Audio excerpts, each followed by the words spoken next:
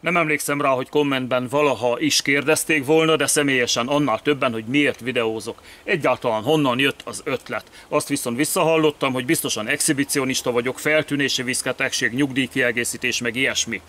Most elmondom őszintén, bármennyire is hihetetlenül hangzik, elhivatottságból videózok. Akik ismerik a csatornámat, számukra nem kell részleteznem, hogy az eddig feltöltött körülbelül 700 videómnak nagyjából a fele egészségügyi tanácsadás, a maradék pedig igazi vegyes bazár, amiben a darástészta receptjétől a pillangók és használatáig szinte minden megtalálható. Az egészségügyi, életmódbeli tanácsaim főleg a személyes tapasztalataimból születtek, az általam logikusnak ítélt szakirodalmi leközlésekből, és elmondható róluk, hogy döntő többségükben teljes válszélességgel szembe mennek a gyógyszeripari ajánlásokkal, az orvosi protokollal és úgy az egész WHO rendszerrel.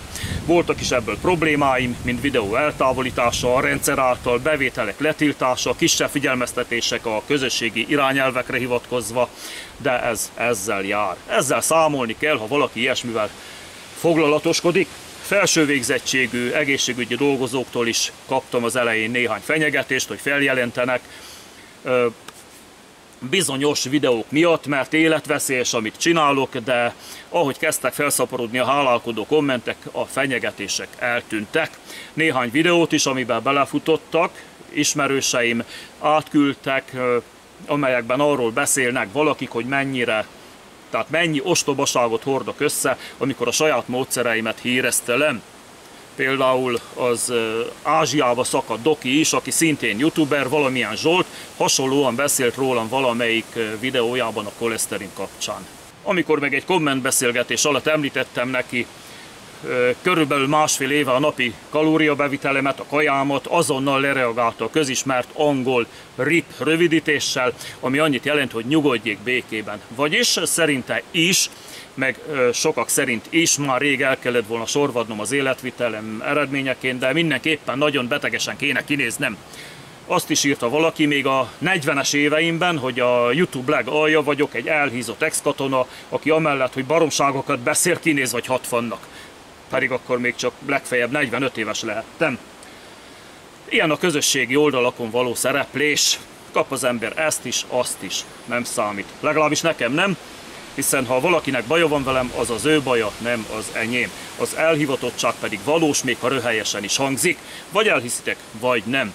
Persze, ez kifejezetten az egészségügyi és életmódbeli tanácsokra vonatkozik, vagyis a csatornám tartalmának nagyjából a felére. Ugyanis szentül meg vagyok róla győződve, hogy a pozitív tapasztalatokat, kísérleti eredményeket, logikusnak ítélt, de valamiért burkoltan közölt véleményeket bűn lenne nem megosztani. Ha valakinek valamiben, főleg az egészségét érintő dolgokban pozitív tapasztalatai vannak, és nem osztja meg másokkal, nem csinál neki hírverést, vagy még rosszabb esetben eltitkolja, az vétkes, az bűnt követ el.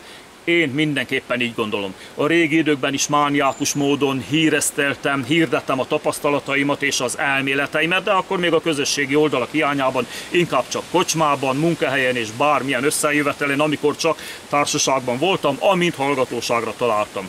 Azért nem tolakodva, csak úgy óvatosan, utat törve. Olyan is előfordult konkrétan az értisztító kurával kapcsolatban, hogy röplapokra nyomtattam a receptet, és úgy osztogattam, hogy minél több emberhez eljusson. Aztán eljött a videózás lehetősége, és a csatorna gerincét adó kategória mellett, ahogy eszembe jutott bármi, és a mai napig is így csinálom, tehát valami beugrik, arról beszélek, vagy főzök, vagy erdőt járok, és feltöltöm. Így kerültek fel a könyveim is, mint hangos könyvek, amelyek feltöltése valójában alapgondolatként jött, de mégis az életmódbeli gondolatközlés lett a fő csapásirány. Az meg, hogy ezért még fizet is a Google, csak egy nem várt, de nagyon kellemes gesztusként érintett. Miért ne fogadnám el, nem igaz? Köszönöm a figyelmet!